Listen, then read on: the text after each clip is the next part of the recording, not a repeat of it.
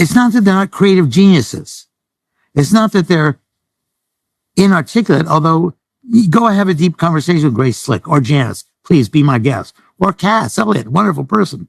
You know, Joni was not a philosopher of rock and roll. She didn't, in my mind, meet that test, not by her work, not by other interviews she did. The people I interviewed were the kind of philosophers of rock, of black artists. I mean, Stevie Wonder, incredibly, they're genius, right? These are genius artists. I mean, I suppose when you use a word as broad as the Masters, the fault is using that word, but maybe Marvin Gaye. I could cut Curtis Mayfield, they just didn't articulate at that level, Well, but how do you know if you didn't give them a chance to? Because I read interviews with them. I listen to their music. I know you can intuit from the music and the lyrics they write, the kind of things they're writing about. I mean, look at what Townsend was writing about, or Jagger was writing, or any of them were writing about, and they were kind of deep things about a particular generation, a particular spirit, and a particular attitude about rock and roll. Not that the others weren't either, but these were the ones that could really articulate. Don't you think it's actually more to do with your own interests as a fan and a listener than anything particular to the artists that you're talking to? I think the problem is when you start saying things like they, or, these artists can't. Really, it's a reflection of what you're interested in more than any ability or inability on the part of these artists, isn't it? That was my number one thing. The selection was intuitive. It was what I was interested in. Yeah, absolutely. And still, who would you have me interview today you think could articulate the philosophy of rock and these times in that way? For public relations sake, maybe I should have gone and found one black and one woman artist to include here that didn't measure up to that same historical standards. American magnate Jann Wenner made the erroneous claim that black women and female artists in general were not articulate enough to include in his book, The Masters. The interview was held on September 15, 2023 with New York Times journalist David Marchese.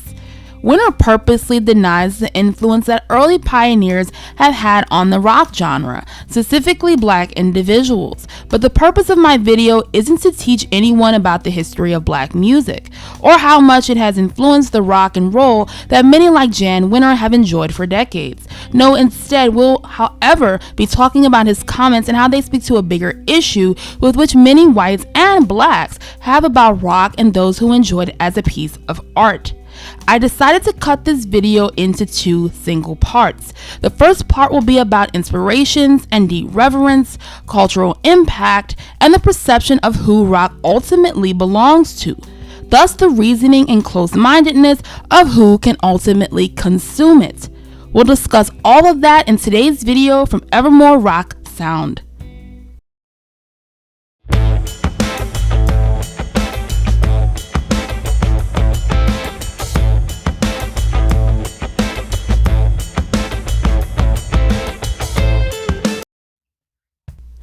Music is transcendent, and I always try to convey that through my channel. Growing up, I never looked at any genre as solely for one race of individuals. However, with that said, let's look at the interview with one of my all-time favorite guitarists, Rory Gallagher, in which an interviewer asked the late singer why he chooses to perform blues music. The blues only in your soul, or is the blues also in the surrounding? Do you realize that the surrounding you're living in? Where did you get the feelings?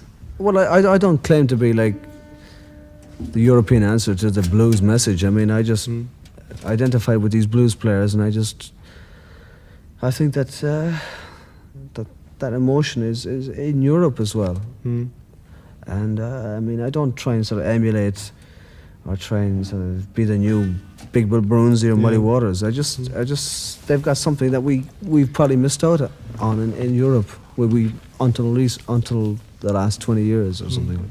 Has the blues something to do with suppressed people and any kind of suppression, or is it only a private thing?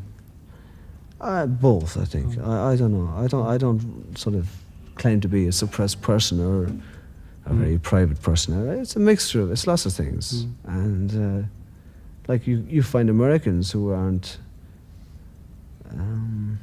who aren't exactly sort of suppressed in the sort of in the normal sort of sense of the word. I mean, just some people, they just want to do something that isn't premeditated and planned, and they just want to do. They don't want to sort of go just something premeditated. They just want to kind of.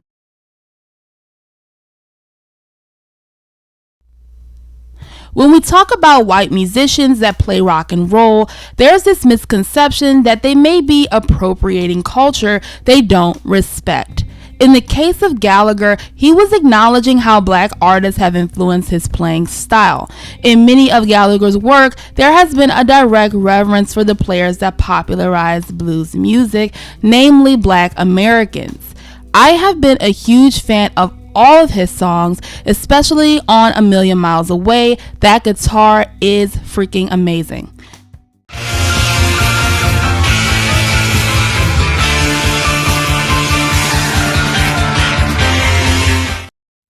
And you see that same reverence with another rock guitarist you may have heard of, the band AC/DC, Angus Young. In a 2001 interview with, ironically, Rolling Stone magazine, he said Chuck Berry was a major musical influence.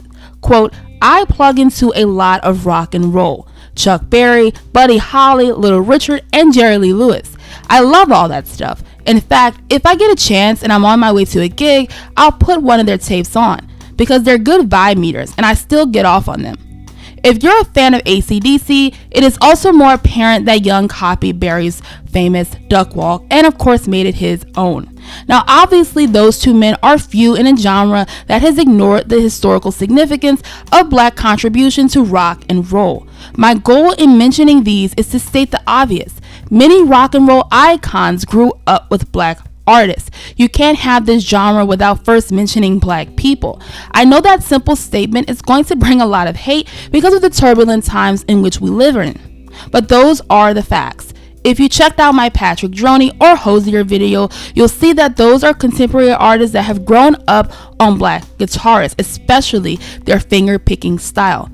In a Huffington Post article titled, "Did the Rolling Stones Steal the Blues?" it affirms this idea with the Stones learning from and adopting the, quote, revised styles of the black blues masters, and in turn they were able to give the latter a platform unlike one they had ever been granted before, end quote. In fact, the band got their name from one of Muddy Waters' songs. The Rolling Stones have long talked about their inspirations in music. They are perhaps one of the most outspoken bands in music history. Now, I don't have to tell you that. If you're a fan of them, you probably know that already. However, there's a darker side to these facts. For Slate magazine, Jack Hamilton wrote, "In these formulations, rock music is often folded into a quasi-mythic lineage of American proletarian expression with class-trumping race and narratives that claim rock and roll music as an inherently and nobly working class form. I think there's this belief that only white men can listen or appreciate only music in its entirety. It's this prevailing myth that a black person such as myself can't understand Bruce Springsteen's Born in the USA. After all, this country has largely been otherwise mean-spirited and prejudiced to my race as a whole. Why would she, meaning me, want to celebrate it?" And to that question, there's one answer. Born in the USA isn't a pro-war song. Instead, it's a protest and critique of the Vietnam War and its effects on American men. But Bruce Springsteen isn't the only singer, as Hamilton writes, who has profited off of being this genre's quote-unquote everyman. Hamilton theorized that Springsteen has been lauded, something I disagree with, for his quote white heroism, especially when talking about his late saxophone player Clarence Clemons. Jann Wenner's comments are troubling, but unsurprising. Wenner, like many of his kind, do not respect black artistry or contribution. Something I've noticed for a very long time is how black individuals are held in contempt for enjoying the same music that whites have for decades. The issue with Wenner's comments and this mentality held by many is the belief by people who believe rock is purely a white genre. These ideas predispose a bigoted worldview that strives towards belittling other music forms as inadequate. Jann Wenner isn't the first individual to make such comments, and certainly won't be the last.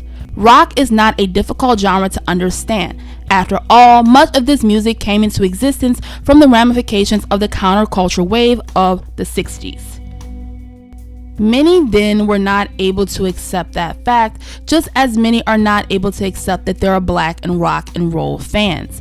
In his piece, The Arabic Oracle, Louis Menon surmises where the appeal of rock music comes from. He says, rock and roll feels uninhibited, spontaneous, and fun. There's no showbiz fakery coming between you and the music. Menon continues this idea with saying black artists could have pop hits. The Ink Spots, a black quartet, had 14 songs in the top 5 on the pop chart between 1939 and 1947. That was because their songs were marketed to whites.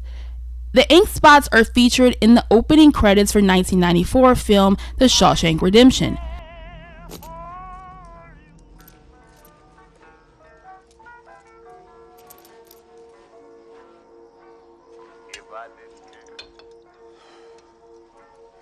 Honey child, more than words can say.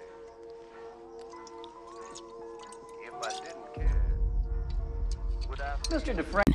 These are pop songs that were geared towards whites, as Menon puts it. Record labels felt this would sell, and it did. Rock and roll began to infiltrate the polished aspects of a society that was not near ready for it. When Wenner decides that black women specifically are not articulate enough to include in his book, he forgets that for a long period of time, music was not created for suburban white kids, yet they gravitated towards it, even though it wasn't specifically created for them. What makes one race more capable of discussing the intricacies of one genre over that of the other? I pose that question to people that have this similar mindset to Mr. Wenner. As Menon explains, white listeners began consuming a style of music that had not been manufactured for or marketed to them. The DJs and the record companies were only scrambling to meet the demand. The notion that only whites can listen to this form of music is off-putting and comes from this idea that it started out as a strictly white genre. If you liked today's video, why not subscribe? I post music commentary and analysis videos for the underrated and popular artists in every single genre. Become a part of the new Evermore Rock Sound community today. Thank you for listening and watching. As always, there will be a disclaimer in the description box of my video. Please be on the lookout for part 2, where we'll take a deep dive into the beliefs held by whites and blacks about black rock and roll players then and even now. I'll see you in the next one. Bye.